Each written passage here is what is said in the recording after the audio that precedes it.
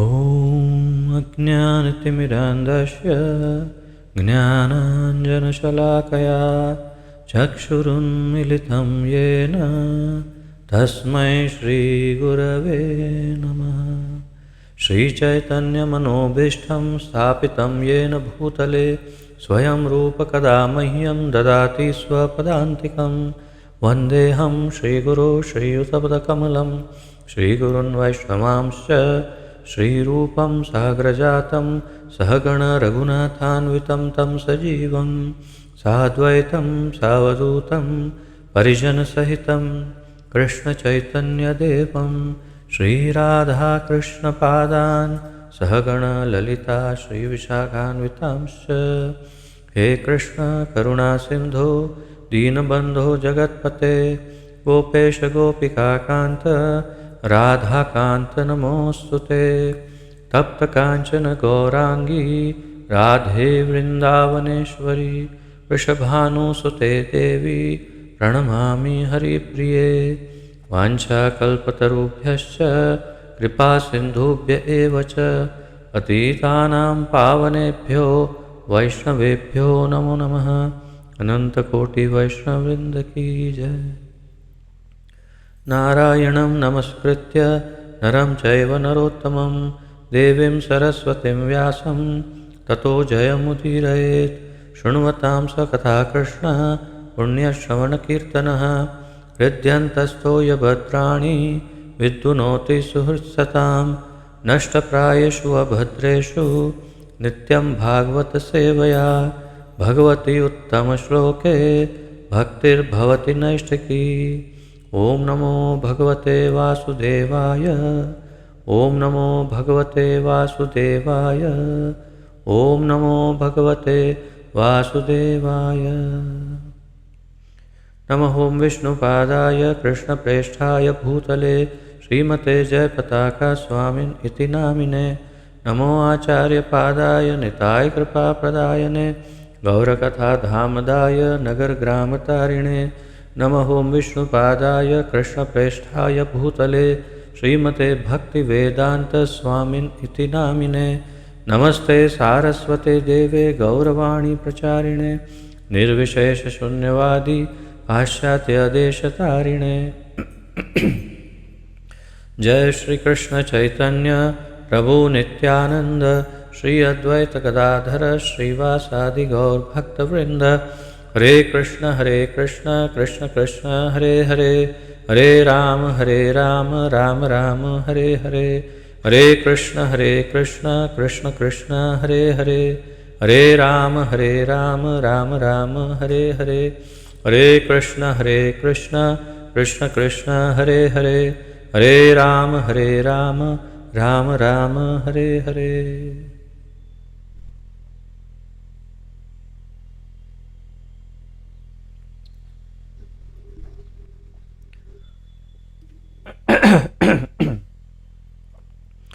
आप सबका बहुत बहुत स्वागत है पुनः एक बार आज के इस अत्यंत रोमांचक महत्वपूर्ण ज्ञान यज्ञ में, जिसके अंतर्गत हम श्रीमद् भागवत महापुराण का अध्ययन सम्मिलित रूप से कर रहे हैं, जिसका आलेखन, अनुवाद, संकलन हमारे इस्कॉन के संस्थापक आचार्य अभय चरणारविंद भक्तिवेदांत स्वामी श्रील प्रभुपाद जी ने किया है। श्रील प्रभुपाद की जय।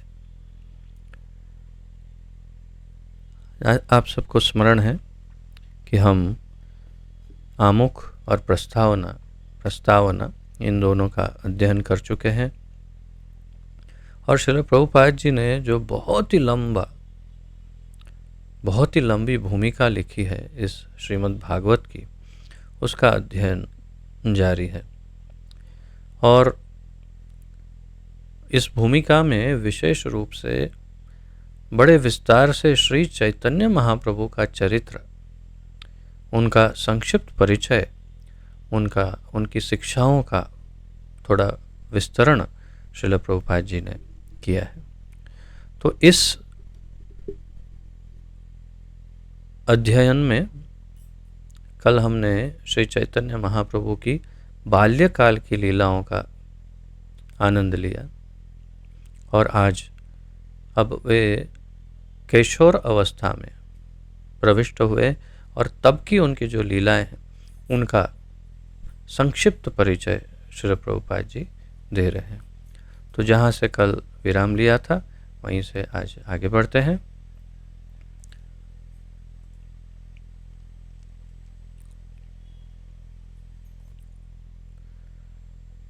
तो हमने कल देखा कि किस प्रकार बचपन से ही भगवान श्री कृष्ण की तरह, क्योंकि स्वयं कृष्ण है ही, तो कृष्ण लीला में जैसे नटखट थे महाप्रभु, उसी प्रकार अपनी शरारतों का बहुत सारा विस्तृत परिचय उन्होंने चैतन्य लीला में, चैतन्य अवतरण में भी प्रस्तुत किया। फिर वो चाहे ब्राह्मणों को सताना हो, छोटी कन्याओं को सताना हो, या चोरों के साथ खिलवाड़ करना हो, या ऐसे कई लीलाएं उन्होंने की। अब 16वें वर्ष में प्रविष्ट हो रहे हैं महाप्रभु और आइए देखते हैं किस प्रकार वे अपना अब जो महान कार्य करने के लिए प्रकट हुए उसका किस प्रकार प्रवर्तन करते हैं और किस प्रकार अपनी शक्तियों का प्रदर्शन बहुत ही धीरे धीरे करते हैं जब आवश्यकता पड़ती है। तो आइए देखते हैं।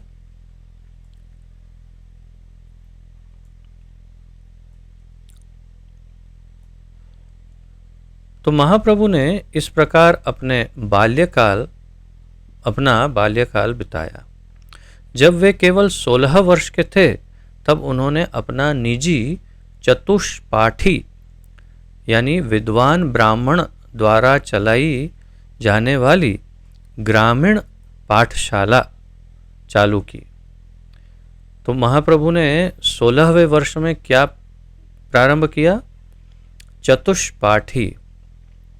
चतुष्पाठी यानी ये बहुत बड़ा विशिष्ट शब्द है, इसे आप स्मरण कर सकते हैं, स्मरण करना चाहिए।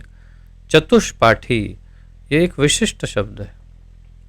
ये ऐसी प्रकार की स्कूल हुआ करती थी पूर्व काल में जो विद्वान ब्राह्मणों द्वारा चलाई जाती थी और जो ग्रामीण पाठशाला होती थी, गांवों में जो छोटी छोटी स्कूलें चलती है उस प्रकार की ये स्कूल हुआ करती थी।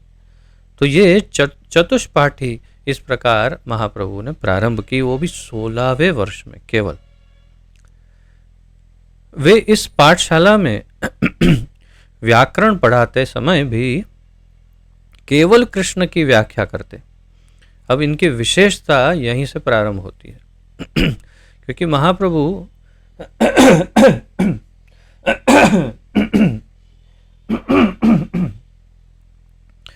अपने इस अवतरण में, जैसे हमने पूर्व में देखा कि महाप्रभु स्वयं श्री कृष्ण हैं और भगवान श्री कृष्ण श्रीमती राधा रानी के प्रेम को समझने के लिए उनका भाव लेकर के अपनी ही भक्ति यानी कृष्ण भक्ति के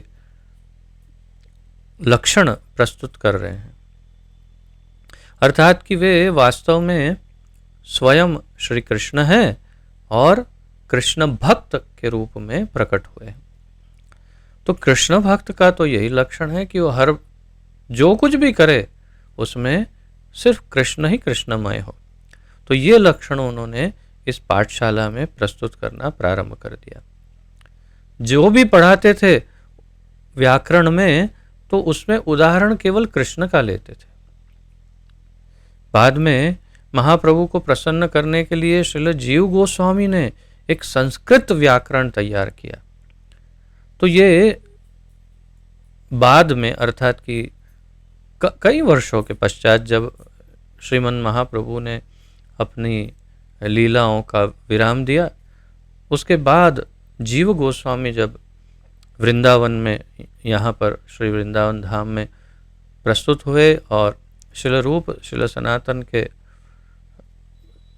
मार्गदर्शन में उन्होंने बहुत ही बड़ा अभियान प्रारंभ किया, प्रचार का अभियान।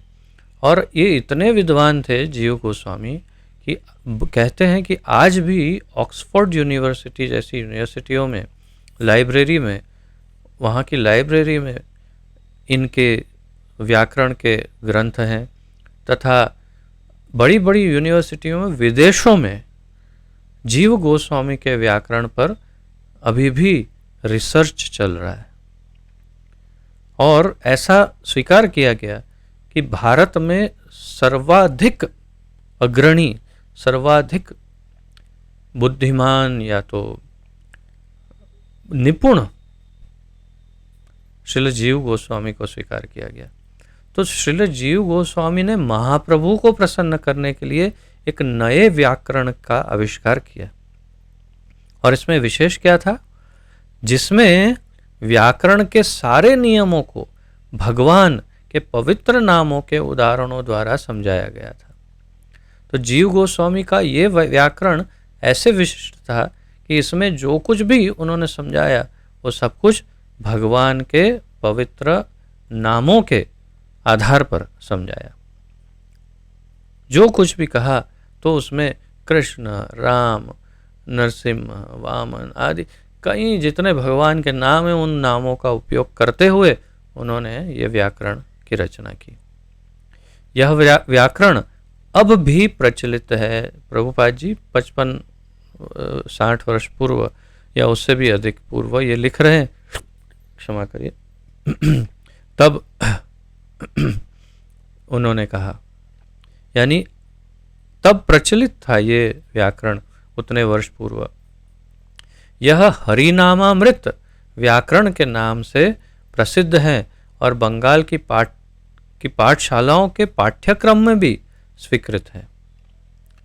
तो ये हरिनामामृत, ये व्याकरण का नाम है हरिनामामृत, हरिनाम अमृत, और ये बंगाल की पाठशालाओं में अधिक प्रचलित है।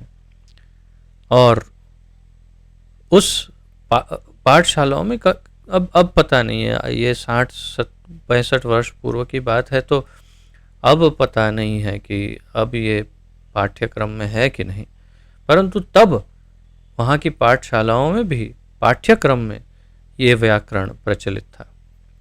तो कितने भाग्यशाली होंगे आप सोचिए, तब के जो उतने वर्ष पूर्व जिन्होंने पाठ्यक्रम में जीव गोस्वामी का ये व्याकरण सीखा होगा, कितने भाग्यशाली होंगे। क्यों? क्योंकि सतत निरंतर भगवान के नामों का उच्चारण करते होंगे सब।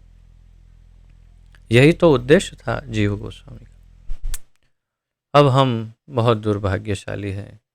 इस समय केशव अब एक नया अध्याय, यानी कि एक नया प्रकरण, अब यहाँ से महाप्रभु अपनी कुछ दिव्य शक्तियों का परिचय देना प्रारंभ करेंगे। वैसे तो छद्म अवतार कहे जाते हैं, यानी कि भगवान का ऐसा अवतार जो छिपा हुआ है, परंतु मैंने जैसे बिल्कुल शुरुआत में आपको बताया था इंट्रोडक्शन में कि भगवान चाहे कितना प्रयास क्यों ना कर ले, जैसे कहते हैं कि एक हीरा होता है, तो हीरे को चाहे कितना भी छुपा लो, कहीं से भी उसका प्रकाश तो दिख ही जाता है। जैसे सोना, जैसे जो भी बहुत ही मूल्यवान वस्तु होती है, जैसे एक अत्यंत रूपवती कन्या, या तो एक अत्यंत निपुण विद्वान ब्राह्मण, या तो कोई भी व्यक्ति अत्यंत बुद्धिमान व्यक्ति, तो चाहे उसको कितना भी छुपा लो, उनके लक्षण कहीं ना कहीं से प्रदर्शित हो जाते हैं और पता चल जाता है कि हाँ, इनमें ये विशेष गुण है और ये विशेष व्यक्ति है। तो कैसे छिपा सकते हैं? बहुत ही कठिन है। तो भगवान ने अपनी भगवत्ता को छिपाने का बड़ा प्रयास किया, लेकिन कितना छिपा सकते थे, इसलिए धीरे धीरे प्रदर्शित होने लगा। तो इसी समय केशव काश्मीरी नामक एक महान काश्मीरी पंडित शास्त्रों पर शास्त्रार्थ करने के लिए नवद्वीप आया। नाम स्मरण रखिए, केशव काश्मीरी। केशव काश्मीरी नामक एक महान काश्मीरी पंडित महान कैसे? तो ऐसा कहा जाता है कि उन्हें साक्षात माता सरस्वती का आशीर्वाद था। उन्होंने बहुत तपस्या की थी, माता सरस्वती को प्रसन्न किया था और माता सरस्वती ने उन्हें आशीर्वाद दिया था कि तुम्हें कोई नहीं हरा सकता। और इसलिए बड़े गर्व से पूरे विश्व में अपना गर्व जो है वो प्रदर्शित करते हुए, अपने शौर्य को प्रदर्शित करते हुए, अपनी महानता प्रदर्शित करते हुए डंका बजा रहे थे पूरे विश्व में, पर पूरे भारत में। और सबको चैलेंज करते थे कि आओ मुझे हरा के दिखाओ। तो यही केशव काश्मीरी वे शास्त्रार्थ करते थे, और वो शास्त्रार्थ करने के लिए शास्त्रों पर चर्चा वे नवद्वीप आए।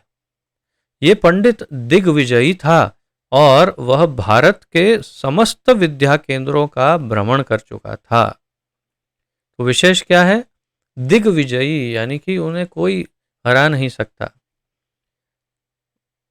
अजय, तो दिग्विजयी थे, सब जगह पर गए और जहां जहां भारत में गए सबको हरा दिया था। और अब अंत में वे नवद्वीप आए। क्यों?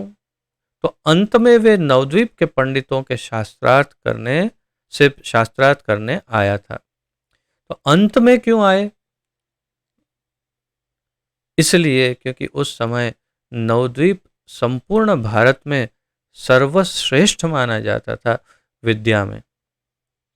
जैसे हमने पूर्व में ही देखा था इस बात को कि नवद्वीप उस समय सर्वाधिक महत्वपूर्ण और सबसे श्रेष्ठ माना जाता था, और ऐसा माना जाता था कि नवद्वीप के जो ब्राह्मण हैं उनके जैसा ज्ञानी पूरे विश्व में कोई नहीं।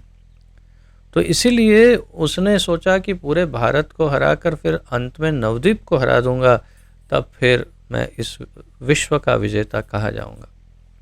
तो नवद्वीप के पंडितों ने काश्मीरी पंडित के साथ प्रतियोगिता में निमाई पंडित भगवान चैतन्य को प्रस्तुत करने का निश्चय यह सोचकर किया कि यदि निमाई पंडित हारेगा तो उन्हें शास्त्रार्थ करने का एक और अवसर मिलेगा। तो यहाँ नवद्वीप में तो आ गया, केशव कश्मीरी आ गए। अब काश्मीरी उनका नाम है, यानी ये काश्मीरी पंडित। उस समय कश्मीर के पंडितों का भी बड़ा चर्चा था। आज भी अगर इतिहास में देखेंगे तो काश्मीरी पंडित बहुत ही विद्वान माने जाते थे, परंतु उससे अधिक नवद्वीप के विद्वान माने जाते थे पांडित्य में निपुण। तो इसीलिए ये केशव काश्मीरी यहाँ आ गए और नवद्वीप के ब्राह्मणों ने सोचा, बुद्धिमान थे इसलिए उन्होंने सोचा एक काम करते हैं, अपने ये निमाई पंडित को आगे कर देते हैं। 16 साल का बच्चा है, अगर मान लो उसको हरा दिया केशव काश्मीरी ने तो उसके बाद हमारे पास आएगा। और अगर मान लो किसी तरह से, ऐसा कैसे हो सकता है, लेकिन अगर मान लो ऐसा हुआ कि निमाई से ही ये हार गया केशव काश्मीरी, तब तो फिर हमारा नाम बहुत रोशन हो जाएगा। क्यों? तो देखिए प्रभुपाद जी बताते हैं। तो यहाँ कहा कि भगवान चैतन्य को प्रस्तुत करने का निश्चय यह सोचकर किया कि यदि निमाई पंडित हारेगा तो उन्हें शास्त्रार्थ करने का एक और अवसर मिलेगा, क्योंकि निमाई पंडित तो अभी एक बालक ही थे, और यदि काश्मीरी पंडित हार गया तो उनकी गरिमा में और वृद्धि होगी, क्योंकि तब लोग यही कहेंगे कि नवद्वीप के सिर्फ एक बालक ने ऐसे विजेता पंडित को हरा दिया जो भारत भर में विख्यात था। तो अब समझ में आया उनकी क्या युक्ति थी, प्लान क्या था। उनका प्लान ऐसा था कि यदि निमाई पंडित से हार गया केशव काश्मीरी तो हमारी ही जय जयकार ज़्यादा होगी निमाई से भी। क्यों? क्योंकि लोग कहेंगे जिस नवद्वीप का एक 16 साल का बच्चा अगर केशव काश्मीरी को हरा सकता है, तो सोचिए बाकी सारे वहाँ के ब्राह्मण कितने बुद्धिमान होंगे, कितने विद्वान होंगे। तो उन्होंने यही युक्ति लगाई कि हमारी जय जयकार होगी, इसलिए पहले निमाई को आगे कर देते हैं। अच्छा सोचा था, लेकिन कुछ और ही हुआ। संयोगवश ऐसा हुआ कि गंगा के तट पर टहलते हुए निमाय पंडित की भेंट केशव काश्मीरी से हो गई। ऐसे ही टहल रहे थे महाप्रभु, घूम रहे थे गंगा किनारे, और तभी घूमने के लिए, जैसे आप समुद्र किनारे घूमने जाते हैं कभी कभी बॉम्बे में, तो वैसे गंगा के तट पर भी घूमने जाते थे लोग। तो घूमने के लिए केशव काश्मीरी और उसके अनुयायी भी वहाँ पर आए, तो दोनों आमने सामने हो गए और पहचान निकल आई, और फिर एकदम से दोनों की चर्चा शुरू हो गई वहीं गंगा तट पर। ये कोई सुनियोजित, कोई प्लान्ड मीटिंग नहीं थी, एकदम अचानक मिल गए, और जब मिल ही गए तो शास्त्रार्थ शुरू हो गया वहीं पर। महाप्रभु ने उससे गंगा की प्रशंसा में संस्कृत का एक श्लोक रचने के लिए कहा। कितना? महाप्रभु ने गंगा की प्रशंसा में एक श्लोक रचना करने के लिए कहा। उस पंडित ने अल्प समय में ही 100 श्लोक बना लिए और उन्हें आंधी की गति से सुनाकर अपने पांडित्य की धाक जमा दी। बहुत सुंदर हिंदी लिखा है अनुवादक श्री ने। तो महाप्रभु ने कहा एक श्लोक बनाओ, उसने कुछ ही मिनटों में केशव काश्मीरी ने 100 श्लोक बनाए गंगा की प्रशंसा में। माता गंगा की प्रशंसा में 100 श्लोकों की रचना कुछ मिनटों में कर दी। आप सोच सकते हैं हमें पता नहीं कितने महीने लगेंगे एक श्लोक बनाने में, और यहाँ इन्होंने कुछ मिनटों में 100 श्लोक बना दिए। इतने विद्वान थे। लेकिन अब महाप्रभु, इन्होंने अपनी धाक जमा दी, यानी ऐसा जमा दिया, क्या बोलते, झंडा गाड़ दिया। लेकिन महाप्रभु तो महाप्रभु है। निमाय पंडित ने सारे श्लोक बिना किसी त्रुटि के तत्काल कंठस्थ कर लिए। उन्होंने, महाप्रभु ने जैसे 100 श्लोक सुने उसी समय 100 के 100 श्लोक कंठस्थ कर लिए, हो गए उनको कंठस्थ उसी समय। उन्होंने 64वें श्लोक को उद्धृत करते हुए उसकी पिंगल यानी छंद शास्त्र एवं साहित्य संबंधी त्रुटियों की ओर संकेत किया। तब महाप्रभु ने 64वें श्लोक को रिपीट किया, बोला, और बोल के बताया कि देखिए इसके अंदर इस 64वें श्लोक में यहाँ पर ये छंद में ये प्रॉब्लम है, और इसका यहाँ ये प्रॉब्लम है, और साहित्य के अनुसार इसमें ये गलती है। केशव काश्मीरी को तो शौक लगा, अरे कोई नहीं कर सकता ये कार्य। उतना ही नहीं, अब जो महाप्रभु ने कहा ये सोचकर, ये सुनकर तो उसके होश ही उड़ गए।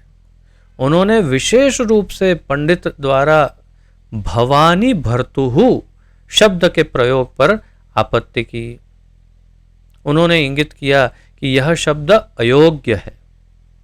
भवानी का अर्थ है शिव की पत्नी, तो फिर उनका भर्ता या पति और कौन हो सकता है? अब ये समझिए कि क्या कहना चाहा। तो उन्होंने कहा भवानी भर्तु, इस शब्द का प्रयोग किसने किया? केशव काश्मीरी ने भवानी भर्तुहु इस शब्द का प्रयोग 64वें श्लोक में किया। महाप्रभु ने किया, बाकी तो गलतियां हैं वो ठीक है, लेकिन ये बड़ी गलती है जो चलेगी नहीं, ये नहीं चल सकती है, ये बहुत बड़ी गलती है। क्या गलती की है? बोले आपने भवानी भर्तु शब्द का प्रयोग किया, जो शब्द ही गलत है, शब्द ही गलत है। भवानी भर्तु यानी मैं महादेव की बात कर रहा हूँ। बोले महादेव की बात कर रहे हैं तो आपने भवानी के पति ऐसा उपयोग किया शब्द का। भवानी का अर्थ क्या है? भव का अर्थ क्या है?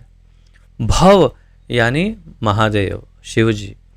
भव का अर्थ है शिवजी, और भवानी यानी भव की पत्नी। भवानी यानी भव की पत्नी, यानी शिवजी की पत्नी और फिर क्या कहा, भवानी भर्तु। भवानी भर्तु यानी शिव जी की पत्नी का पति।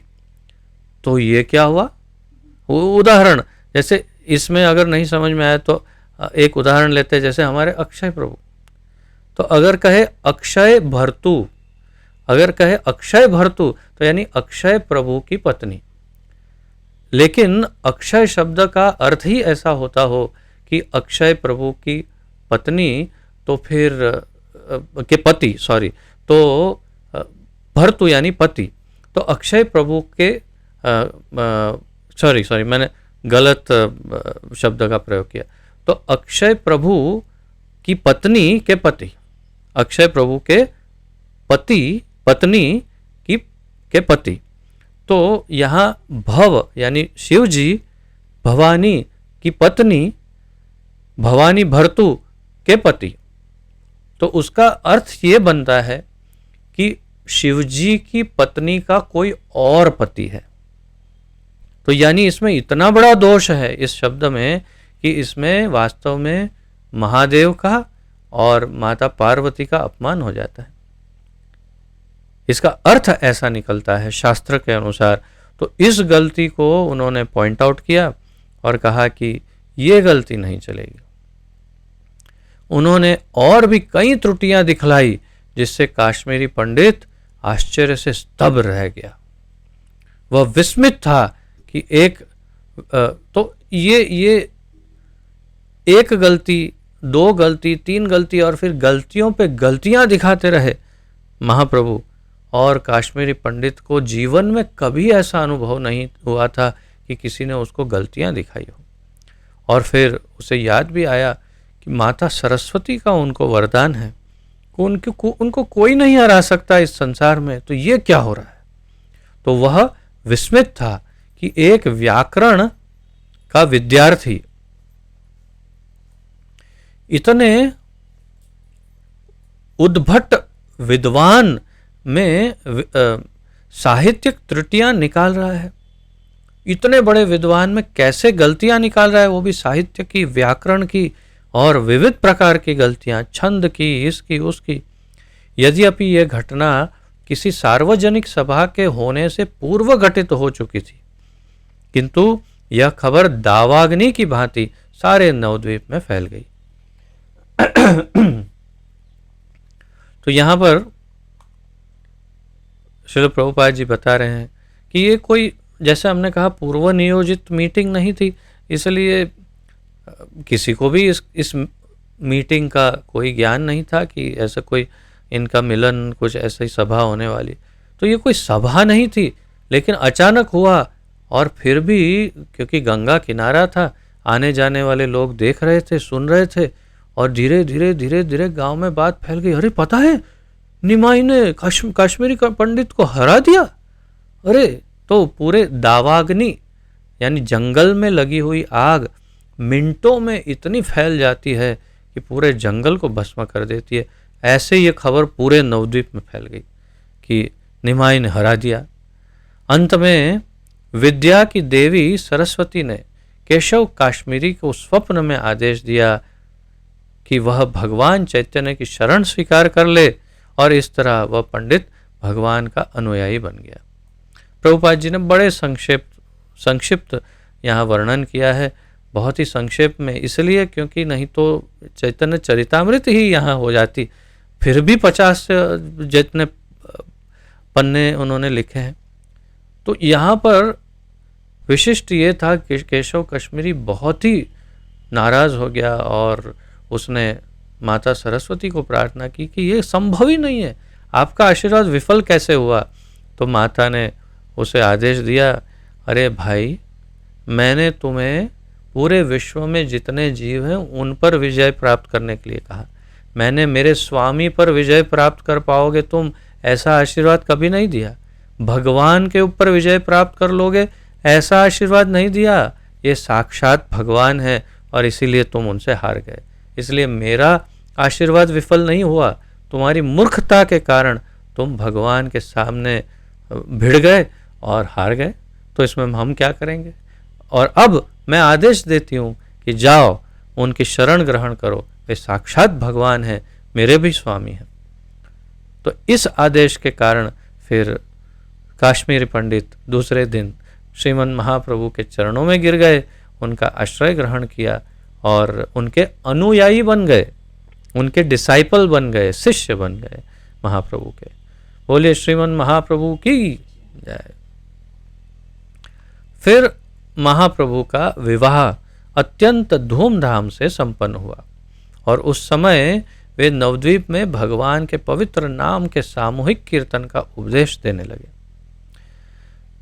तो फिर धीरे धीरे थोड़े बड़े हुए और शादी हुई। फिर सामूहिक कीर्तन यानी संकीर्तन, सम्यक कीर्तन, संग में हुआ कीर्तन, समूह में किया हुआ कीर्तन। तो एक साथ जो संग में मिल करके सब लोग भगवान के नाम का कीर्तन करते हैं, गायन करते हैं वाजिंत्रों के साथ, तो इसे संकीर्तन कहते हैं। वैसे श्रीमद् भागवत भी एक संकीर्तन है। यदि आप भगवान के नाम के, भगवान के गुणों का प्रचार करते हैं, वो भी संकीर्तन ही है या वो कीर्तन है। अगर साथ में करते हैं तो संकीर्तन है, अकेले करते हैं तो कीर्तन है। तो भगवान के नाम के पवित्र नाम के सामूहिक कीर्तन का उपदेश देने लगे महाप्रभु। वहाँ के कुछ ब्राह्मण उनकी इस लोकप्रियता से ईर्ष्या करने लगे और उनके मार्ग में अनेक अवरोध उत्पन्न करने लगे। तो अब स्वाभाविक था कि निमाय पंडित का नाम वैसे हर प्रकार से रोशन होने लगा। उनकी बुद्धि, उनका और सौंदर्य में तो साक्षात भगवान है, क्या कहें। इतने सुंदर, इतने मोहक, इतने प्रतिभाशाली, इतने बुद्धिमान, इतने तेजस्वी, इतने शक्तिशाली। और फिर उन्होंने धीरे धीरे संपूर्ण नवद्वीप में संकीर्तन यज्ञ प्रारंभ किया। तो ब्राह्मण सब देखने लगे कि ये तो सब शास्त्र के विरुद्ध हो रहा है, ये सब शास्त्रों में ऐसा। तो फिर उन्होंने सोचा इस निमाय पंडित को अब गिराना पड़ेगा। ईर्ष्या हो गई। वे इतने अधिक ईर्ष्यालु हो उठे कि अंत में वे इस मामले को नवद्वीप के मुसलमान काजी के समक्ष ले गए। उस समय बंगाल पर पठानों का शासन था और उस प्रांत का गवर्नर राज्यपाल नवाब हुसैन शाह था। तो ये इतने ईर्ष्यालु हो गए कि इस बात को वहाँ के मुसलमान काजी, जो वहाँ का अग्रणी था उस नवद्वीप का, उसके पास ले गए। और उस टाइम मुसलमानों का राज्य था, पठानों का शासन था बंगाल पर। और पूरे बंगाल का जो राज्यपाल था, गवर्नर, उस प्रांत का जो राज्यपाल था, उसका नाम था नवाब हुसैन शाह। अब मुसलमान काजी ने ब्राह्मणों की इस शिकायत को गंभीरता से लिया और शुरू में उसने निमाय पंडित के अनुयायियों द्वारा हरिनाम का जोर जोर से कीर्तन करने की मनाह कर दी। तो यहाँ पर नवाब हुसैन शाह के बारे में बताया, जो पूरे प्रांत के यानी उस जिले के उस क्या कहते हैं, उस नवद्वीप डिस्ट्रिक्ट या उससे भी आगे, वो सबके एक राजा ही थे। वास्तव में वो राजा ही था एक प्रकार से, नवाब हुसैन शाह, शाह यानी राजा। तो गवर्नर की पोस्ट उसे प्राप्त थी, लेकिन उसके अंडर में विशेष रूप से नवद्वीप के जो मेन थे उनके पास ये लोग गए और उनको कहा कि आप इस पर रोक लगा दो। तो इसने पहले तो सिर्फ फरमान जारी कर दिया और ढिंढोरा पीट दिया कि अब से कोई बाहर पब्लिक हरि नाम संकीर्तन नहीं कर पाएगा। किसी को कोई वाजिंत्र बजा करके इकट्ठा हो करके हरिनाम करने की अब अनुमति नहीं है, फरमान कर दिया जारी। लेकिन भगवान चैतन्य ने अपने अनुयायियों से कहा कि काजी के इस आदेश का उल्लंघन करे और वे पूर्ववत संकीर्तन मंडली चलाते रहे। तो ये जो काजी था उसने फरमान तो जारी किया, लेकिन महाप्रभु ने कहा नहीं, हम नहीं मानेंगे, ये फरमान नहीं मानेंगे, आप संकीर्तन चालू रखो। यानी उन्होंने श्रीमन महाप्रभु ने एक प्रकार से अगर देखने जाए तो जो जनादेश यानी कि जो लॉ है, जो रूल है वहाँ का, उसको ब्रेक कर दिया। यानी कि एक प्रकार से वे क्रिमिनल हो गए, एक प्रकार से अपराधी मुजरिम हो गए। तब जिलाधीश ने कुछ सिपाही भेजे जिन्होंने संकीर्तन में बाधा डाली और कुछ के मृदंग तोड़ डाले। तब फिर काजी ने सोचा कि थोड़ा सा सख्त इसका एक दो थोड़े सख्त उदाहरण स्थापित करेंगे तो बाकी डर के बंद हो जाएंगे। इसलिए उसने एक सिपाहियों की टुकड़ी भेजी, कहा कि जहाँ ये संकीर्तन चल रहा है उन पर आक्रमण करो, मारो पीटो और उनके वाजिंत्र आदि तोड़ डालो। तो विशेष रूप से श्रीवास आंगन, जो श्रीवास ठाकुर का निवास स्थान है, जहाँ पर आज भी टूटा हुआ मृदंग रखा हुआ है। प्राचीन काल का है ऐसा नहीं कह रहा हूँ मैं, परंतु एक उदाहरण के रूप में वहाँ टूटा हुआ मृदंग रखा है। और क्या है वो भंगार डांगा खोल, भंगार खोल, क्या डांगार भंगार खोल, ऐसा कुछ है ना, ऐसा कुछ नाम है वहाँ पर, कि जहाँ कहते हैं बंगाल में कि ये वही जगह है जहाँ पर खोल यानी मृदंग, भंगार डांगा यानी इस जगह पर मृदंग को तोड़ दिया से, भंगा यानी जैसे गुजराती में भी कहते हैं भांगवू यानी कि तोड़ देना, तो वहाँ पर मृदंग को तोड़ दिया। तो ऐसे कई यहाँ पर प्रभुपाद जी सामान्य रूप से बता रहे हैं कि कुछ के मृदंग तोड़ डाले और संकीर्तन में बाधा डाली, और काजी को लगा बस अब हो गया, डरा दिया, ये लोग बंद हो जाएंगे। तो जब निमाय पंडित ने यह घटना सुनी तो उन्होंने सविनयी अवज्ञा के लिए एक दल तैयार किया। अब यहाँ पर विशेष बात यह है कि सब लोग जानते हैं महात्मा गांधी जी ने सविनयी अवज्ञा यानी कि नॉन कोऑपरेशन मूवमेंट अंग्रेजी में कहते हैं, या सत्याग्रह उन्होंने प्रारंभ किया था, जिसमें वैसे तो शांतिपूर्वक परंतु विरोध प्रदर्शन शांतिपूर्वक विरोध प्रदर्शन, सविनयी अवज्ञा शांतिपूर्वक, तो वैसा प्रारंभ करने वाले गांधी जी थे नहीं। सबसे पहले भारत में सविनयी अवज्ञा आंदोलन श्रीमन चैतन्य महाप्रभु ने प्रारंभ किया।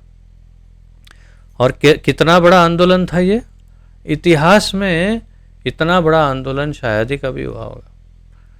भारत में प्रभुपाद जी इसका भी परिचय दे रहे हैं, भारत में उचित कार्य के लिए सविनयी अवज्ञा आंदोलन करने वाले वे अग्रणी व्यक्ति हैं।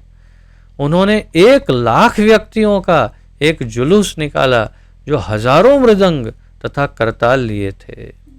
तो गांधी जी के सत्याग्रह मूवमेंट में कितने थे पता नहीं जब शुरुआत हुई, परंतु यहाँ पर तो पहली ही बार में, प्रथम ही बार में 1 लाख लोगों को लेकर के महाप्रभु ने ये सत्याग्रह आंदोलन प्रारंभ किया और जुलूस निकाला। सब कीर्तन करताल, सब मृदंग, सब करते हुए, नाचते हुए, गाते हुए, हरि नाम करते हुए, हरे कृष्णा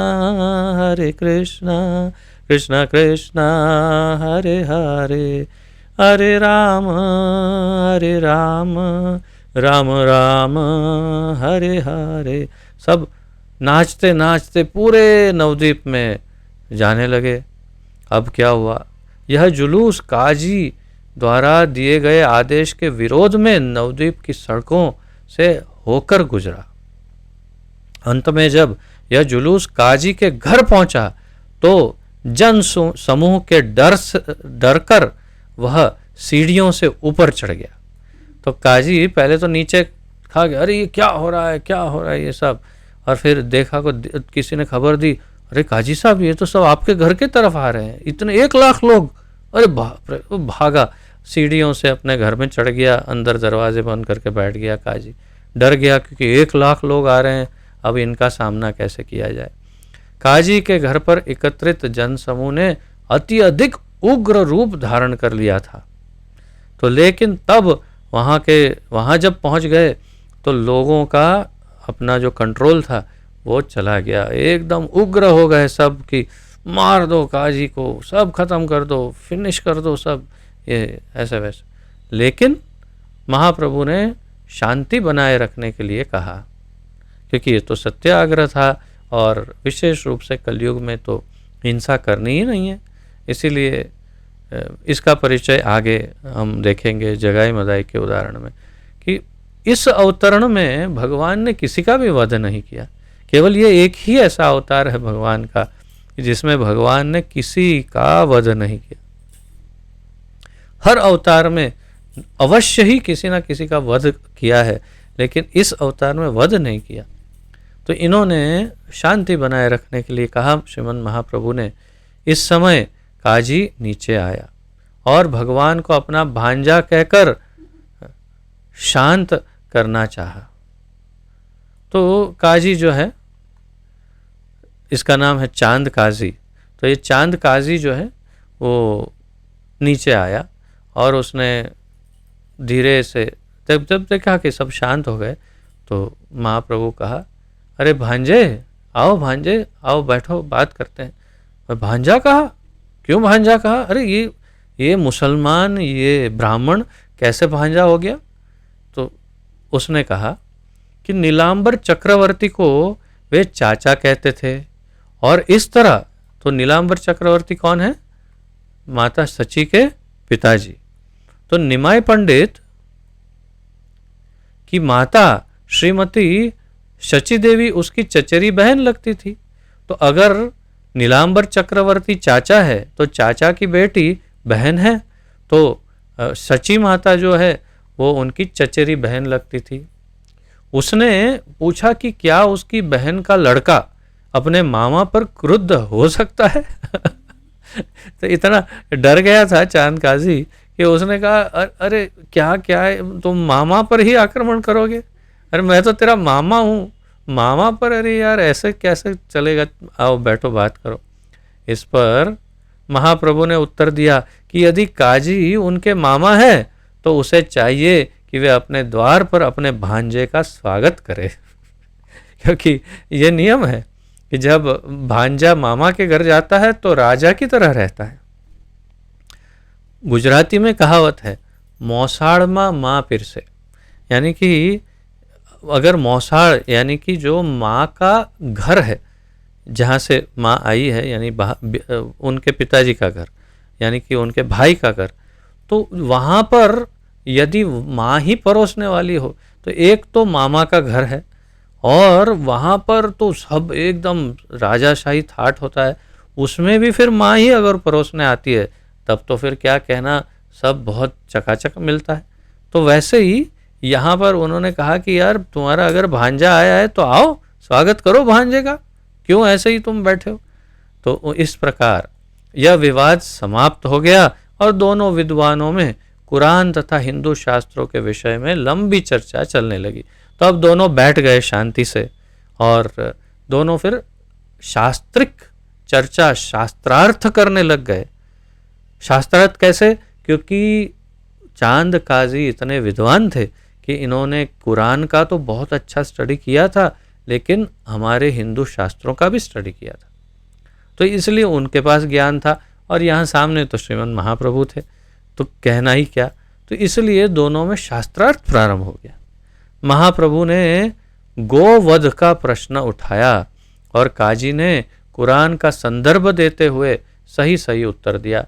तो यहाँ बड़ी लंबी चर्चा को छोटी करते हुए प्रभुपाद जी ने संक्षेप में बताया है।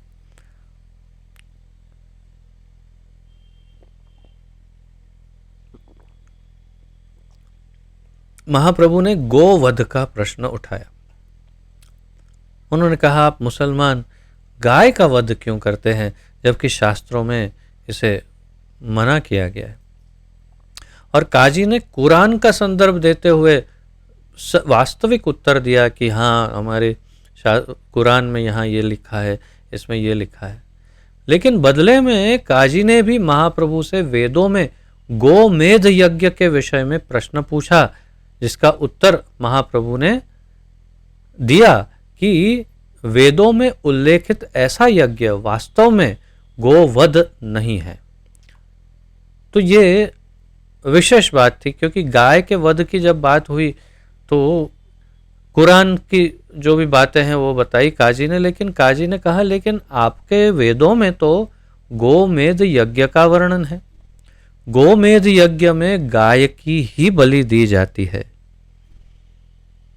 शायद आप में से अधिकतर भक्तों ने ये पहली बार सुना हो आज, लेकिन ये सत्य है कि गोमेध यज्ञ हमारे शास्त्र में बताया गया है, वेदों में, और उसमें गाय की ही बलि का उल्लेख है।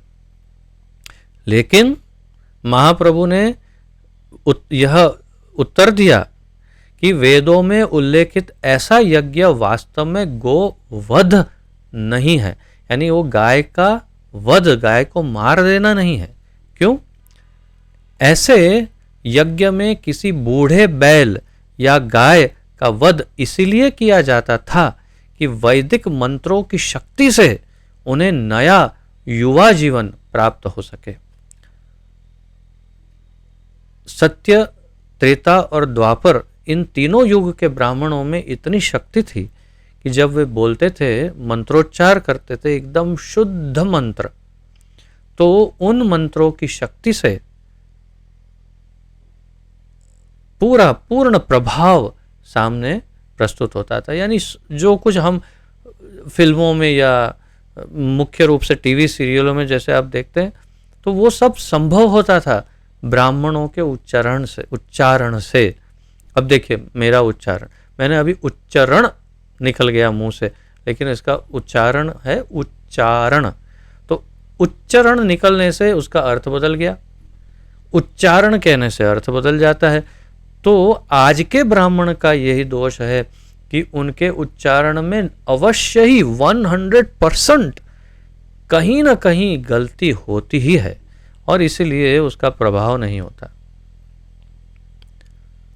भागवत में ही आगे चल करके एक कथा आएगी, ठाकुर जी की इच्छा रही तो हम वो कभी अध्ययन कर पाएंगे, जिसमें इंद्र को मारने के लिए यज्ञ कर रहे हैं, और जो ब्राह्मण हैं उनके मुख से उच्चारण में एक मात्रा, जैसे मेरा अभी उच्चारण हो गया, वैसी एक मात्रा की गलती हो गई ब्राह्मण से, और उसका अर्थ परिवर्तित हो गया कि जिसे इंद्र मारे वो इस यज्ञ से प्रकट हो। जबकि यज्ञ क्या करना चाहते थे?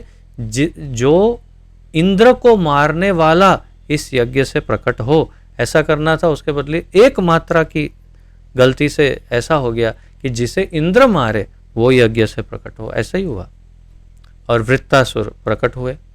तो तात्पर्य यह है कि उस समय के जो ब्राह्मण थे वो इतने निपुण थे कि वे जो उच्चारण करते, बूढ़ी गाय या बूढ़े बैल का वध करके, यानी उनकी बलि जब यज्ञ में देते, तो वो बूढ़ा शरीर समाप्त हो जाता और उस जीवात्मा को नया, नवीन, नवयुवा और बहुत ही सुंदर शरीर प्राप्त होता। और जरूरी नहीं है कि गाय का ही शरीर हो, बहुत सुंदर दैवीय मनुष्य का शरीर भी उन्हें प्राप्त होता। तो ये उनका प्रमोशन होता, ये उनका वध नहीं बल्कि उनका प्रमोशन कराने के लिए ऐसा किया जाता था उस समय। ये महाप्रभु ने काजी को समझाया। लेकिन कलयुग में ऐसा गोमेध यज्ञ वर्जित है, क्योंकि ऐसा यज्ञ संपन्न कराने वाले योग्य ब्राह्मण उपलब्ध नहीं है। तो एक कारण तो यह है कि ऐसे कलयुग में उसी समय 450-500 वर्ष पूर्व श्रीमन चैतन्य महाप्रभु के समय में ही ऐसे ब्राह्मण नहीं थे कि जिनका उच्चारण इतना शुद्ध हो कि वे ये यज्ञ कर पाए। महाप्रभु ने कहा कि इसलिए कलयुग में गोमेध यज्ञ वर्जित है, क्यों ऐसे यज्ञ संपन्न करने वाले योग्य ब्राह्मण ही नहीं है? वस्तुतः कलयुग में ऐसे सभी यज्ञ वर्जित हैं, क्योंकि ये यज्ञ मूर्ख पुरुषों के व्यर्थ प्रयास हैं। ऐसे हर प्रकार के जो विशेष यज्ञ हैं वो सब वर्जित है। इसके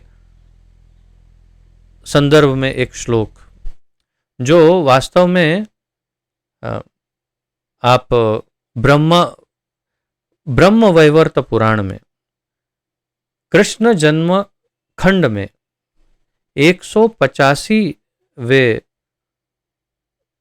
श्लोक में अध्याय में 185 और 180 उसका जो विभाजन है उसमें यह श्लोक आता है। विशेष रूप से ब्रह्म वैवर्त पुराण का यह श्लोक है। अश्वमेघम गवालंबम अश्वमेधम गवालंबम संन्यासम फलपैतृकम देवरेण सुतोत्पत्तिम कलौ पंच विवर्जयेत। अश्वमेधम गवालंबम संन्यासम फलपैतृकम देवरेण सुतोत्पत्तिम कलौ पंच विवर्जयेत। ये श्लोक का वर्णन महाप्रभु ने किया और कहा चांदकाजी को कि कलयुग में अब अश्वमेध यज्ञ, गवालंबम यानी यही गोमेध यज्ञ, तथा संन्यासम संन्यास ग्रहण करना, और संन्यासम फलपैतृकम पहले के युगों में जब आप ये करते हैं ना श्राद्ध, तो श्राद्ध में खीर पूरी रोटी आदि ये सब रखते हैं अपने पितरों को। लेकिन पहले के युगों में शास्त्रों में ये वर्णन था कि पितरों को मांस अर्पण किया जाता था, ऐसा वर्णन है शास्त्रों में। लेकिन उसका भी विवर्जन हुआ है कलयुग में। तो फल पैतृकम यानी पितरों को मांस अर्पण करना, उसका भी वर्जन है। और पांचवा है देवरेण सुतोत्पत्ति, यानी पहले के युग में अगर पति पत्नी के बीच में संतान उत्पत्ति नहीं होती है तो पति के भाई के साथ उनके संतान को उत्पत्ति करने की अनुमति दी जाती थी। विशेष उसका आयोजन होता था और शास्त्र के आधार पर ब्राह्मण या गुरु जो हैं वो ऐसा आयोजन करते थे कि भाई जो पति के भाई हैं उनसे भी पुत्र की उत्पत्ति प्राप्त कर सकते थे। लेकिन ये तो कामुकता नहीं है, इसमें वासना का एक बिंदु भी नहीं है। परंतु कलयुग में इतने भयानक वासना से ग्रसित है लोग, इतनी कामुकता है कि इसमें निश्चित रूप से दोष लग जाएगा, इसमें निश्चित रूप से वासना प्रविष्ट हो जाएगी। इसलिए कलयुग में इस संबंध को समाप्त कर दिया। पहले के युग में ये केवल पुत्र उत्पत्ति के लिए इसकी अनुमति थी। तो ये 5 कलौ पंच विवर्जयेत, ये पांचों को कलयुग में निषेध किया गया। अब इसमें आप कहेंगे सन्यास भी तो वर्जित कहा है। निश्चय ही चैतन्य महाप्रभु ने कलयुग में सन्यास ग्रहण करके ये स्थापित किया, उन्होंने स्पष्ट किया कि क्योंकि इस भारतवर्ष में उस समय 550 वर्ष पूर्व सबसे अधिक सम्मान एक सन्यासी का था। सभी लोग सन्यासी की बात सुनते थे, इसलिए उन्होंने कहा कि मुझे सन्यास ग्रहण करना ही पड़ेगा, तभी लोग मुझसे ज्ञान प्राप्त करेंगे, भक्ति प्राप्त करेंगे। और इसलिए केवल प्रचार के हेतु से श्रीमन चैतन्य महाप्रभु ने सन्यास ग्रहण किया और बहुत ही अति अधिक चुस्तता से सन्यास धर्म का पालन किया। स्त्रियों का चेहरा नहीं देखते थे और बहुत ही सख्त पालन करते थे सन्यास धर्म का। तो तात्पर्य यह है कि भगवान श्री चैतन्य महाप्रभु ने इसे विशेष क्या कहते हैं, एक्सेप्शन अंग्रेजी में कहते हैं, एक विशेष संजोग में उन्होंने संन्यास ग्रहण किया। तो ये उन्होंने यहाँ पर इस श्लोक का वर्णन करके कहा कि कलयुग में वैसे भी गोमेध यज्ञ का वर्जन है, तो फिर आप लोग कैसे गाय का वध करते हैं। और वो चर्चा में क्या हुआ आगे वो सब बड़ी डिटेल्स है। तो कलयुग में समस्त व्यावहारिक कार्यों के लिए एकमात्र संकीर्तन यज्ञ की संस्तुति की जाती है। तो कलयुग में यदि कोई महाप्रभु श्री प्रभुपाद जी कह रहे हैं कि कलयुग में सभी व्यावहारिक कार्यों के लिए एकमात्र संकीर्तन यज्ञ की संस्तुति की गई। जैसे आगे श्रीमद् भागवत में कहा जाएगा, मेरे ख्याल से 11.5.31 ऐसा कुछ है श्लोक का नंबर, जिसमें कहा है कृष्ण वर्णम तुषा कृष्णम सांगो पांगास्त्र पार्षदम यज्ञैहि संकीर्तन प्रायैर्हि यजन्ति ही सुमेधसः। तो श्रीमन चैतन्य महाप्रभु का यहाँ पर सांकेतिक वर्णन है कि श्री चैतन्य महाप्रभु कलयुग में संकीर्तन यज्ञ का प्रवर्तन करेंगे। लेकिन विशेष क्या है इस श्लोक में? 32 ओके 32 11.5.32 11वें स्कंद के 5वें अध्याय का 32वां श्लोक है ये, उसमें बताया। तो विशेष रूप से क्या बताया? यज्ञ ही संकीर्तन प्रायर, तो यज्ञ करेंगे कलयुग के लोग।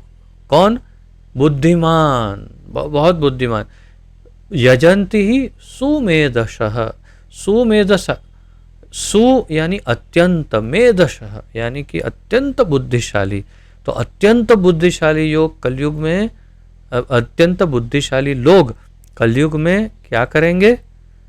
संकीर्तन यज्ञ करेंगे। तो यहाँ पर संकीर्तन यज्ञ की संस्तुति की गई है कलयुग। इस प्रकार बातें करते हुए महाप्रभु ने काजी को समझाया और वह महाप्रभु का अनुयायी बन गया। ये सब समझाया, चांद काजी धीरे धीरे महाप्रभु का अनुयायी बन गया। तत्पश्चात काजी ने घोषणा की। लेकिन यहाँ पर एक और वर्णन यहाँ जो श्रील प्रभुपाद जी ने नहीं किया, परंतु रोचक घटना है। सब बातें हो गई, फिर जब महाप्रभु ने कहा तो अब आप संकीर्तन आंदोलन के लिए अनुमति दीजिए, तो काजी ने कहा लेकिन मुझे एक बात बताओ, एक तुम्हारे हिंदुओं में कोई एक देवता है कोई कि जो आधा सिंह और आधा मनुष्य जैसा है? हाँ है, क्यों? अरे वो कल रात को मेरे स्वप्न में आया। कौन? नरसिंह देव स्वप्न में आए चांद काजी के, और बोले मेरी छाती पर बैठ गया और बड़े बड़े नाखून दिखाकर कहा कि अगर तुमने संकीर्तन आंदोलन में विघ्न उत्पन्न करने का प्रयास किया तो मैं तुम्हें मार दूंगा। और उतना ही नहीं, उसने मुझ पर प्रहार कर भी दिया नाखूनों से। तो मैं तो सोचा कि स्वप्न है, उठ कर के देखा तो मेरी छाती पर उनके नाखूनों के निशान है। फिर उसने खोल के भी दिखाया महाप्रभु, देखिए। तो नरसिंह देव ने आकर के उसे धमकी दी कि मैं तुम्हें चीर दूंगा अगर तुमने संकीर्तन आंदोलन में विघ्न उत्पन्न किया। बोलिए भक्ति विघ्न विनाशक नरसिंह देव भगवान की जय। तो भक्ति विघ्न विनाशक नरसिंह देव उन्होंने भी समर्थन किया और फिर चांद काजी डर गया। चांद काजी ने फिर तत्पश्चात काजी ने घोषणा की कि महाप्रभु द्वारा प्रवर्तित संकीर्तन आंदोलन में कोई बाधक न बने, और अपनी संतान के लिए भी वह यह आदेश अपनी वसीयत में छोड़ता गया। वहाँ पर कहते हैं कि उसने लिखी है वसीयत कि मेरी जितनी पीढ़ियाँ होंगी आगे भविष्य में, उसमें से कोई भी कभी भी संकीर्तन आंदोलन में कोई विघ्न उत्पन्न नहीं करेंगे। और पूरे नवद्वीप में घोषणा पत्र उन्होंने फैला दिया कि सभी जगह घोषणा करवा दी कि इस संकीर्तन आंदोलन जो निमाई पंडित कर रहा है उसमें कोई विघ्न कभी नहीं डालेगा। तो आज भी प्रभुपाद कह रहे हैं, आज भी यानी 60-65 वर्ष पूर्व इस काजी की कब्र नवद्वीप क्षेत्र में स्थित है और हिंदू यात्री वहां जाकर प्रणाम करते हैं। तो हम भी जैसे नवद्वीप मंडल परिक्रमा करते हैं तो उसमें हमें ले जाते हैं। राजापुर के पास जगन्नाथ मंदिर जो है वहाँ से थोड़ा नज़दीक में ही है चांद काजी की समाधि, बहुत सुंदर जगह है। वहाँ पर जब परिक्रमा जाती है तो वहाँ ये ड्रामा भी होता है, पूरा सब भक्त पूरी मंडली ड्रामा करती है।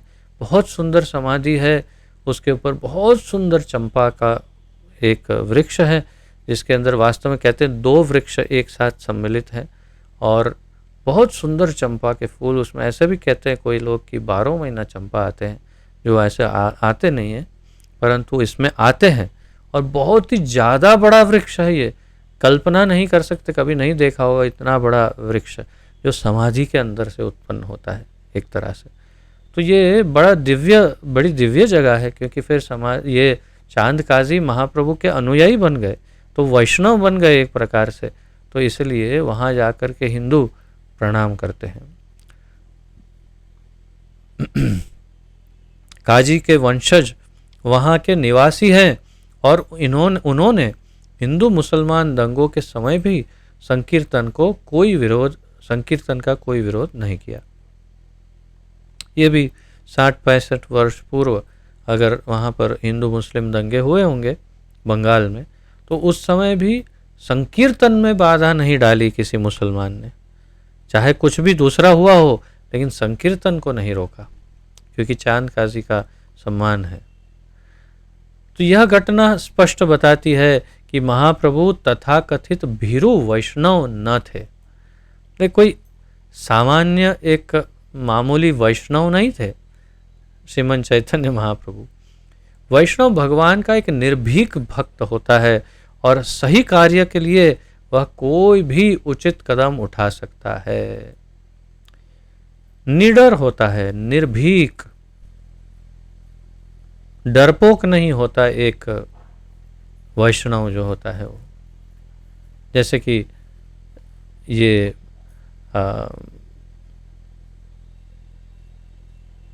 श्रीमद् भागवत के 6ठे स्कंद में, इसी श्रीमद् भागवत के 6ठे स्कंद के 17वें अध्याय में 28वां श्लोक है, 6.17.28। नारायणः परः सर्वे न कुतश्चन बिभ्यति स्वर्ग अपवर्ग नरकेषु अपि तुल्यार्थदर्शिनः। नारायण परा सर्वे, राइट। न कुतः न कुतश्च न बिभ्यति। नारायण परा यानी जो भगवान नारायण के भक्त वैष्णव जो होते हैं, कृष्ण के भक्त नारायण, न कुतश्च न बिभ्यति, कहीं नहीं डरते। कहाँ स्वर्ग में जाते क्यों डरेंगे। अपवर्ग यानी ये पवर्ग अपवर्ग, तो ये अपवर्ग यानी धरती पर, और नरकेशु अपि, नरक में भी कहीं भी जाओ, अपि तुल्यार्थ दर्शिनः, सबको एक समान देखते हैं, उनको कोई अंतर नहीं पड़ता। जैसे पुलिस वाला अपने घर में हो, पुलिस वाला बाहर हो, या पुलिस थाने में हो, और पुलिस वाला ही है, उसको क्या सब एक समान है। तो ऐसे ही एक जो भक्त है नारायण का, कृष्ण का, उसको चाहे नरक में भेज दो, चाहे धरती पर आ जाए, चाहे स्वर्ग में चला जाए, वो कहीं कुछ डरता वरता नहीं है। अपि तुल्यार्थदर्शिना, क्योंकि वो नारायण पर आश्रित है। अर्जुन भी भगवान कृष्ण का वैष्णव भक्त था और उसने भगवान को संतुष्ट करने के लिए वीरता पूर्वक युद्ध किया। अर्जुन भी भगवान के भक्त थे और भगवान को संतुष्ट करने के लिए युद्ध किया। इसी प्रकार वज्रांग जी यानी हनुमान जी भी भगवान राम के भक्त थे और उन्होंने रावण के अभक्त दल को अच्छा पाठ पढ़ाया, पूरी लंका जला दी। आप तो अच्छे से जानते ही हैं उनकी लीला हनुमान जी की। उन्होंने किस प्रकार भगवान श्री रामचंद्र के नाम के बल पर उन्होंने भगवान राम का कार्य किया, संपूर्ण लंका को जला के भस्म कर दिया, रावण का मान मर्दन किया और उसे चेतावनी देकर आए कि देखो मैं एक व्यक्ति अगर इतना कर सकता हूँ तो सोचो तुम कि हमारे रामचंद्र की सेना में तो इतने सारे हैं हमारे जैसे, तो क्या होगा तुम्हारा, तुम सोचो। तो ये निडरता का परिचय प्रमाण है। तो इसी प्रकार वैष्णव धर्म का सिद्धांत है, प्रभुपाद जी बता रहे हैं, सभी प्रकार से भगवान को प्रसन्न करना। वैष्णव धर्म का सिद्धांत क्या है? सभी प्रकार से भगवान को प्रसन्न करना। तो क्यों, इसका क्या कारण है, क्यों भगवान को प्रसन्न करना? तो जैसे चैतन्य चरितामृत में बताया, जीवेर स्वरूप है कृष्णेर नित्य दास। जीव का स्वरूप है कि वो नित्य कृष्ण का दास है, सेवक है। तो जो सेवक है उसका धर्म है अपने स्वामी को प्रसन्न करना। ममैवांशो जीवलोके जीवभूत सनातन मन षष्ठानि इंद्रियाणि प्रकृति स्थानी कर्षति। भगवद गीता में भगवान बताते हैं, ममैवांशो, तुम मेरे अंश हो जीव।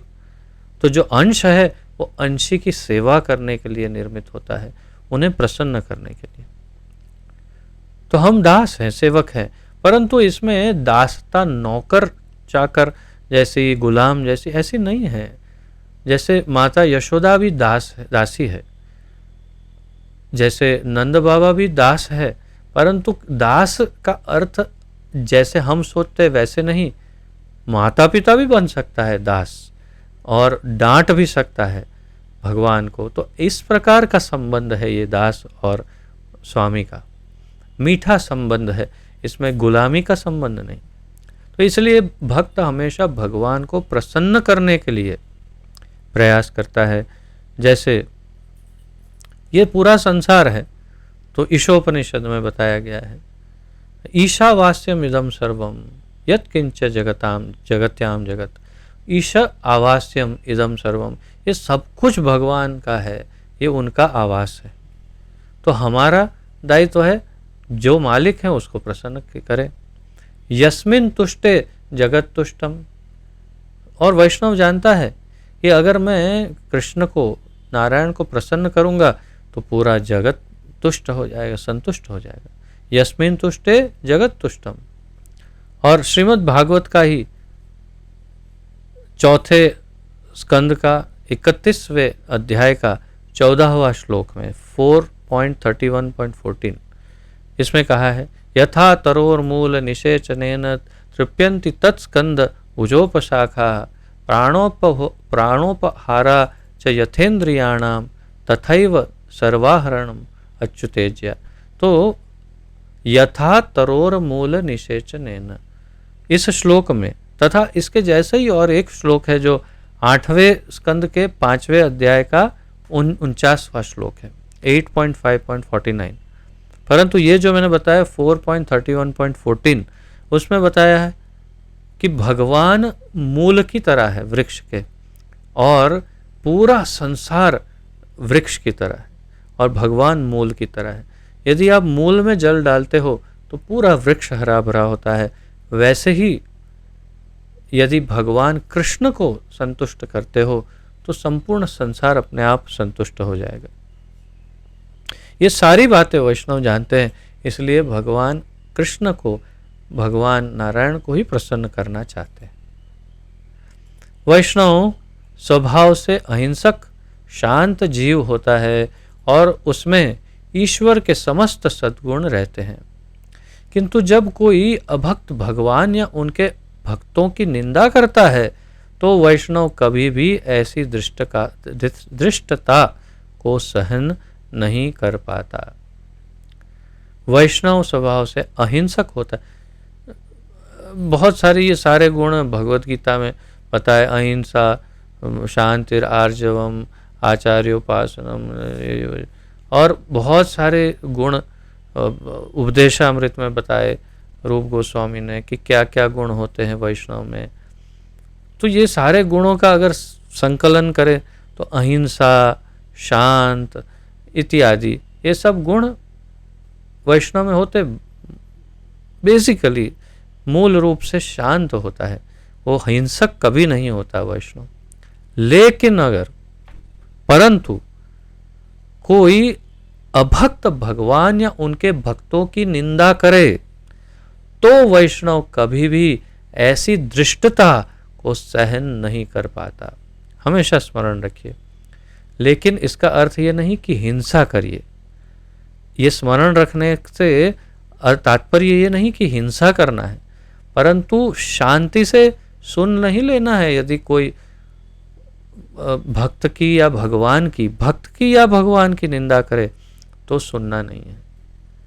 अवश्य प्रत्युत्तर, योग्य प्रत्युत्तर देना है। और अगर फिर भी लगे कि ये कंट्रोल में नहीं, तो आपको लॉ का, कानून का सहारा लेकर भी उन्हें दंडित करना चाहिए यदि वे नहीं समझते तो। पर अपने हाथ में लॉ नहीं लेना है, ये कभी नहीं करना। परंतु शांति से बैठना नहीं है, सहन नहीं कर लेना है। ये सब कुछ और सहन कर लो, अपने पर अत्याचार सहन कर लो, अपमान सहन कर लो, गाली गलौज सहन कर लो, लेकिन एक भक्त की और भगवान की निंदा या उन पर कोई उंगली उठाए तो इसे सहन नहीं करना चाहिए।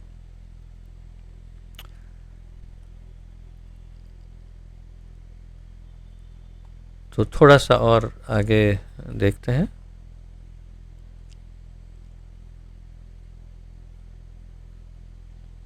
या फिर यहीं से, क्योंकि यहाँ से अब पूरा उनके प्रचार कार्य का वर्णन प्रारंभ हो रहा है, जिसमें फिर जगाई मधाई का प्रकरण भी आ जाएगा। तो यहाँ पर ही आज विराम ले लेते हैं, फिर ऐसा करते हैं, क्योंकि ये पूरा एक साथ चलेगा तो ज़्यादा आनंद आएगा, जिसमें श्री नित्यानंद प्रभु, भगवान श्री नित्यानंद प्रभु तथा श्री हरिदास ठाकुर का वर्णन है, जगाई मधाई का वर्णन है। तो यहाँ से मुख्य रूप से कल आगे बढ़ेंगे। आज यहीं पर विराम लेते हैं।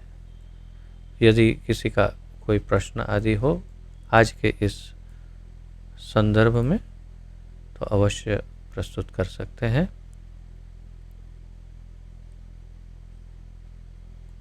कोई उत्कंठा, जिज्ञासा, प्रश्न, सुधार, सुझाव, टिप्पणी, तो आप सबका बहुत बहुत स्वागत है। द्वारकाधीश प्रभु, द्वारका चैतन्य प्रभु जी। हाँ जी, बताइए प्रभु जी। माइक अनम्यूट करिएगा, फिर बोलिए। हरे कृष्णा प्रभु जी, दंडवत प्रणाम। जय, दंडवत प्रणाम। आप दोनों के चरणारविंद में दंडवत प्रणाम। आपको दंडवत प्रणाम। तो प्रभु, हम जितना भी सुनते हैं, कितनी बार सुना है, मगर जितना भी सुनता है और कुछ न कुछ नया मिलता है, कुछ न कुछ नया मिलता है। वो ऐसे ये गुरु महाराज की कृपा है, और आपकी ज्यादा कृपा है कि आप इतना गुरु हरि महाराज हरि। के लिए और सबके लिए इतना आप बहुत बड़े प्रयास कर रहे हो। तो बहुत बहुत धन्यवाद आपका, बहुत बहुत धन्यवाद। आपके चरणों में अनंत कोटि दंडवत करता हूँ। मेरी कोई विशेषता नहीं, आप जानते हैं ये सब गुरु कृपा, श्रील प्रभुपाद की कृपा, ठाकुर जी की, महाप्रभु की कृपा है। मुझ में कोई लायकात नहीं है, मैं बहुत अच्छे से जानता हूँ, बताने के लिए नहीं बता रहा हूँ। मैं हमेशा ठाकुर जी को बोलता हूँ, आपको बोलने का टाइम आ गया, आपके लेक्चर का समय हो गया। मेरी बुद्धि से कुछ बोलूँगा तो सब कुछ उल्टा सुल्टा ही हो जाएगा, इसलिए मैं तो बस होठ हिलाऊंगा, आप ही हृदय से बोलिएगा। मुझ में वास्तव में कोई लायकात नहीं प्रभु, ये यही चैत्य गुरु और शिल सही गुरुदेव की है, कृपा गुरु है। महाराज ने आपको निमित्त बनाए, सबको समझाने के लिए निमित्त आपको ही किया है प्रभु। आपका बहुत धन्यवाद, आशीर्वाद दीजिएगा ताकि हम गुरु गौरांग को हमेशा प्रसन्न कर सके। हरि बोल, हरि बोल, हरि बोल। धन्यवाद, धन्यवाद। और किसी का कोई आशीर्वचन या कोई प्रश्न आदि?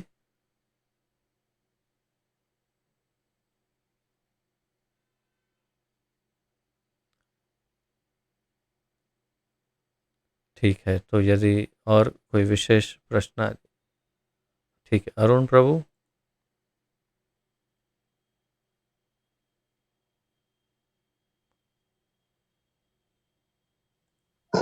हरे कृष्ण प्रभु जी। जी प्रभु जी। हरे कृष्ण प्रभु जी, चरण दंडवत प्रणाम। जय श्री प्रभुपाद गुरु महाराज की जय। जय। मुझे एक बंगाली में लिखा है श्लोक, तमारा जियायते नार बधमात्र सार, नरक हईते तमार नाहिक निस्तार, गो अंग जते लोम तत सहस्र बत्सर, गोबोधि रौरव मध्य पचे निरंतर। इसका मतलब आप मुझे बंगाली में कुछ बोल करके उसका मतलब समझाने को बोल रहे हैं, तो यानी आप ये सिद्ध करना चाहते हैं कि जो अभी अभी मैंने द्वारकाधीश प्रभु को कहा कि मुझ में कोई लायकात नहीं, वो सिद्ध हो जाए, आप ऐसा चाहते हैं? ये कहाँ से लाए हैं आप ये श्लोक, पहले ये तो बताइए। जो अपने प्रवचन है इसमें हमारा बंगाली में ही है, वो भागवत में ही है। भागवत में है? अच्छा, भागवतम में है। जैसे ये अभी जो ये हम पढ़ रहे थे उसमें ये श्लोक अंदर लिखा हुआ है।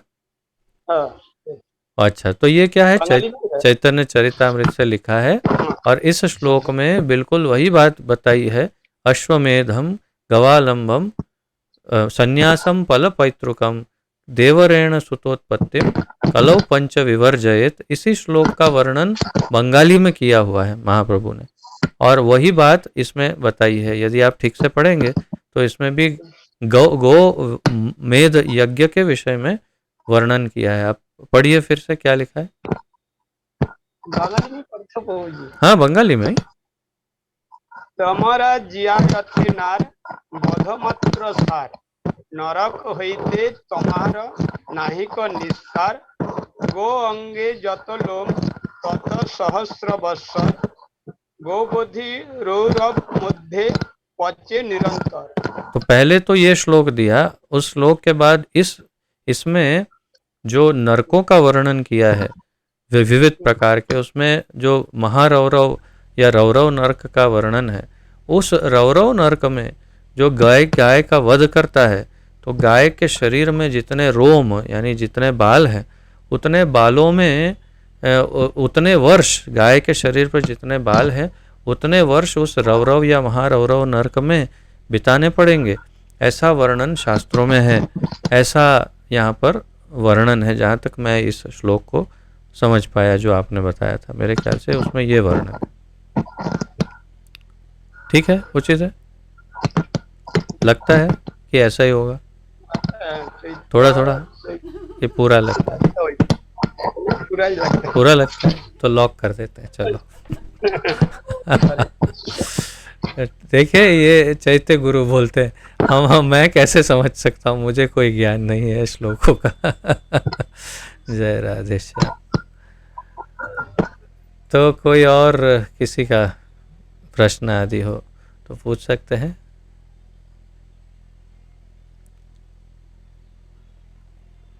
और भी है अरुण प्रभु, और भी पूछना है? अच्छा, हो गया ना? हाँ, ठीक है, ठीक है। तो आइए यहाँ पर विराम लेते हैं। पतित पावन जगत गुरु श्रील प्रभुपाद की जय, पतित पावन गुरुदेव की जय, श्रीमद् भागवत महापुराण की जय, श्रीमन चैतन्य महाप्रभु की जय, निताय गौर प्रेमानंदे, हरि हरि बोल। वांछा कल्पतरुभ्यश्च कृपा सिंधुभ्य एव च पतितानां पावनेभ्यो वैष्णवेभ्यो नमो नमः। अनंत कोटि वैष्णववृंद की जय। आप सभी के चरणों में दंडवत प्रणाम। आप सबका बहुत बहुत धन्यवाद। हरे कृष्णा।